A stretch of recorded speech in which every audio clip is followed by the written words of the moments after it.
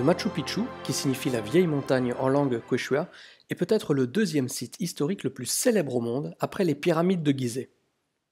Ce site, situé à 2400 mètres d'altitude, fut découvert en 1911 seulement par l'américain Hiram Bingham. Aujourd'hui, le Machu Picchu est attribué aux Incas et recèle encore de nombreux points d'interrogation. Les époques d'occupation généralement considérées pour le Machu Picchu, et de manière générale pour la vallée sacrée tout entière, sont les suivantes.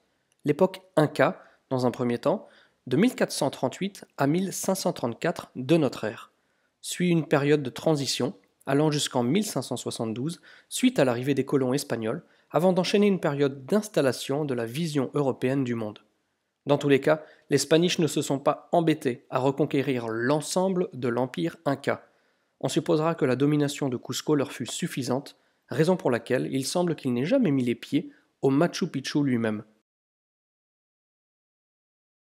Cela dit, certains Espagnols ont transcrit des dires incas, et on peut notamment lire dans un récit de Balthazar de Ocampo, datant de la fin du XVIe siècle, qu'il existe une cité, je cite, au sommet d'une montagne, avec des constructions extrêmement somptueuses. On peut penser qu'il s'agit là du Machu Picchu, sans que pour autant il ne sache vraiment de quoi il parle. On dit que le site aurait été abandonné après la chute de l'empire Inca. Ses caractéristiques architecturales et les mystères distillés par les ouvrages liés au Machu Picchu permettent au site de conserver aujourd'hui encore son aura exceptionnelle. Justement, ces caractéristiques architecturales, quelles sont-elles? Sont-elles cohérentes? Que nous disent-elles?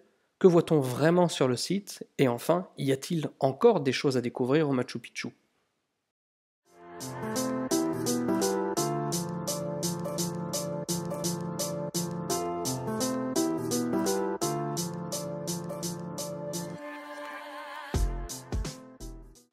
Une chose est certaine, c'est que quiconque construit le Machu Picchu, nous avons sous les yeux au moins deux époques différentes aux techniques de construction différentes.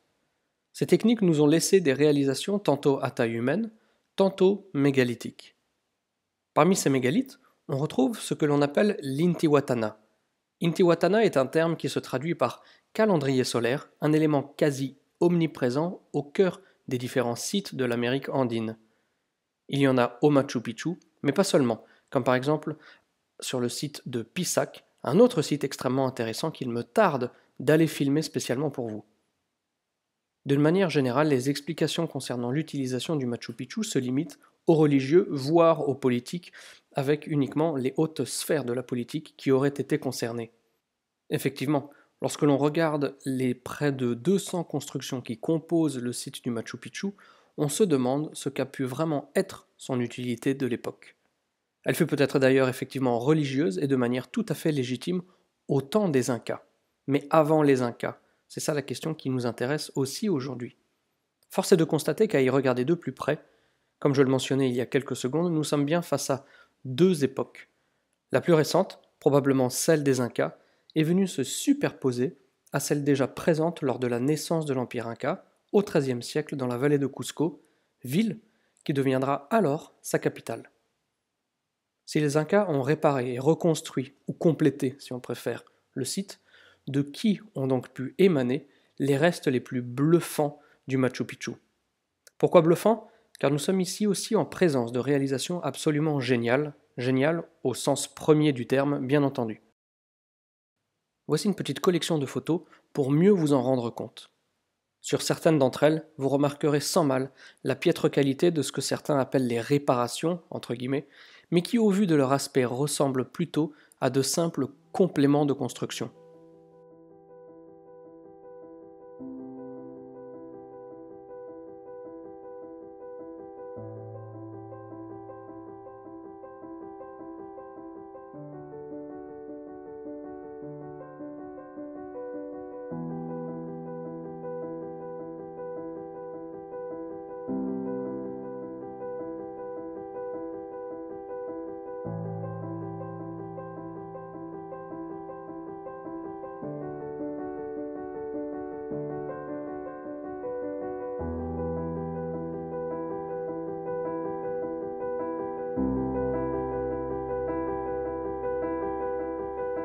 Au Machu Picchu, nous retrouvons aussi les knobs en anglais, ces protubérances que l'on retrouve partout en Égypte et qui, sans se soucier de leur utilité, laisseraient supposer un lien entre les deux civilisations.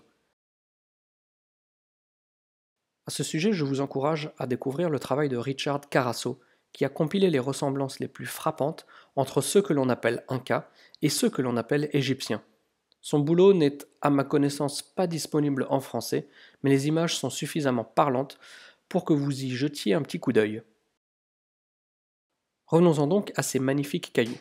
Il y a l'assemblage de murs qui dépasse notre compréhension actuelle, et pas qu'au Machu Picchu bien sûr, tout ce qui concerne Sacsayhuaman et les autres sites de la vallée sacrée, tous regorgent de ces accomplissements littéralement d'un autre temps. Il est vrai que de manière générale, nous sommes souvent amenés à regarder les mêmes photos, voire les mêmes vidéos, mais j'aimerais aujourd'hui vous montrer quelques clichés un peu moins connus, comme celui-ci par exemple. Un parfait exemple de la manière dont les anciens apprivoisaient leur environnement pour l'intégrer à leurs désirs. Ou plutôt qu'un apprivoisement et une intégration de l'environnement et de la nature, nous pourrions y voir tout simplement un respect sans pareil de la part des anciens qui, entre guillemets, refuseraient d'altérer, autant que faire se peut, ce que Dame Nature met à disposition. Respect ou pas, environnement intégré ou pas, j'aimerais à présent vous montrer cette photo qui est pour moi la photo la plus improbable, la plus incompréhensible qu'il m'ait été donné de voir concernant la Mésoamérique, l'Amérique andine et plus spécifiquement le Machu Picchu. Jugez plutôt ce cliché pris sous le Temple du Soleil. Cette photo me fait penser qu'il y a peut-être eu non pas deux, mais trois civilisations successives qui ont posé leur guêtre au Machu Picchu. Varum, regardons tout ça d'un petit peu plus près. Il y a un autre lieu qui intrigue beaucoup concernant cette idée de trois civilisations, et c'est cette photo. Elle provient du Templo principal. Ce temple est réputé pour cette partie effondrée facilement remarquable. Je disais à l'instant que la façade est facilement remarquable. C'en est presque dommage, car comme dirait Tintin, elle éclipse la base sur laquelle ces murs ont été construits. Regardez de plus près. Des mégalithes.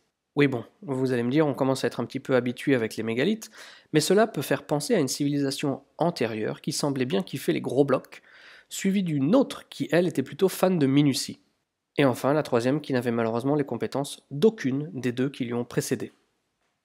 Si le titre de la vidéo est posé comme interrogation, ce n'est pas sans raison. En effet, si on se laisse penser qu'effectivement il y a eu trois civilisations, faisons le travail jusqu'au bout, en nous contredisant nous-mêmes. Si trois civilisations sont passées par là, et en l'occurrence deux sur le templo principal, comment se fait-ce que nous ayons des excroissances à la fois sur les gros blocs du bas et les petits du haut? À ceci, on peut peut-être trouver deux explications possibles. La première, on se trompe, et il n'y a eu que deux civilisations, celle des beaux murs et celle des murs plus grossiers. Et d'ailleurs, cela, quelle que soit la taille des blocs, qu'ils soient petits, parfaitement ajustés, ou mégalithiques. La seconde, il y a bien eu trois civilisations.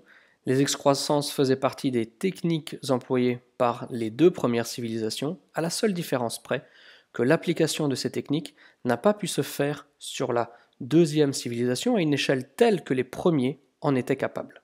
Bon, j'espère que c'était clair, mais voilà, tout ça pour dire qu'il y a beaucoup d'interrogations que l'on se pose encore aujourd'hui, quelle que soit l'approche qu'on a sur le Machu Picchu, qu'elle soit académique ou un petit peu hors des sentiers battus. D'autres endroits qui sont réputés par leur signification et aspect compliqués à expliquer présentent des éléments intéressants, comme par exemple ces trois fenêtres. Regardez sur la droite, nous y voyons les traces d'extraction ou de creusage ou de taille, peu importe le terme, vous choisirez celui qui vous convient le plus, mais ces traces sont les mêmes que l'on retrouve systématiquement sur toutes les pierres dures, pas les tendres comme le calcaire ou le grès, il faudra bien le noter, mais toutes les pierres dures d'Amérique andine et aussi celles que l'on retrouve en Égypte. On pourra alors se poser trois questions pour tenter d'expliquer ce lien apparent. Petit 1. A-t-on sous les yeux les résultats d'un hasard évolutif parallèle entre deux civilisations éloignées de plusieurs milliers de kilomètres? Petit 2. Est-ce ici la preuve entre guillemets d'une époque où informations et compétences pouvaient être partagées à l'échelle mondiale? Et enfin, petit 3, y a-t-il eu une chronologie de peuplade dans tout cela? Lorsque je dis chronologie de peuplade, je m'explique. On peut se poser la question, alors c'est peut-être un petit peu tiré par les cheveux, si ceux qui ont construit la Mésoamérique, l'Amérique andine, ne se seraient peut-être pas exilés ensuite en Égypte, raison pour laquelle on trouverait les deux restes de techniques de part et d'autre, ou l'inverse, peut-être que les Égyptiens se seraient ensuite exilés en Amérique du Sud. Bref, voilà, tant de questions qui restent aujourd'hui en suspens, qui restent ouvertes et qui font que le Machu Picchu est un des sites les plus importants de notre héritage antique. D'ailleurs, je saluais dans la dernière vidéo consacrée au cataclysme les quelques premiers inscrits qui me rejoignent lors de la grande expédition que j'organise en octobre prochain. Et si d'aventure, ça vous intéresse de rejoindre notre équipe, n'hésitez pas à faire un petit mail à révélation au pluriel 2016@gmail.com et puis je vous donnerai toutes les infos concernant le voyage qui sera non seulement au Pérou, mais il y aura aussi la Bolivie au programme. Donc il y aura pas mal de vols internes, de vols internationaux, donc ça va être une grande aventure. Et pour conclure, comme d'habitude, je vous remercie pour votre fidélité. J'espère que cette courte vidéo sur le Machu Picchu vous aura plu.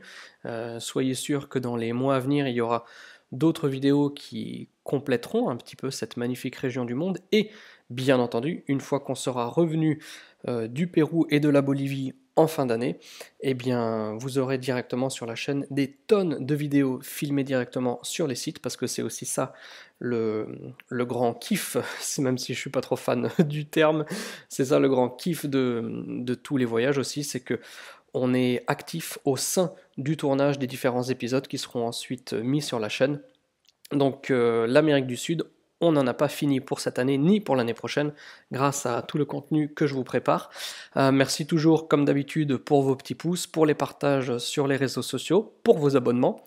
Et puis moi, qu'est-ce que je peux vous dire encore? Je vais vous dire rendez-vous mercredi pour une vidéo qui cette fois sera consacrée aux pharaons de la 2e dynastie. Et puis d'ici là, eh bien, portez-vous bien, à bientôt, ciao ciao.